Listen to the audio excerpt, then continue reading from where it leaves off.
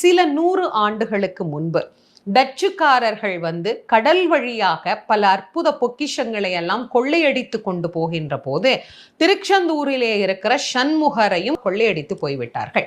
அப்படி கொள்ளையடித்து கொண்டு அவர்கள் தங்களுடைய கப்பல்ல பிரயாணம் செய்து கொண்டிருக்கிற போது சண்முகரை தூக்கிட்டு எல்லை தாண்டி போயிட முடியுமா என்ன?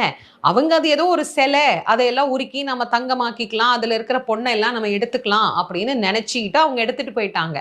ஆனா அது வெறும் சிலையா என்ன? அந்த கடல்ல அவங்களால ஒரு அடி கூட நகரவே முடியல.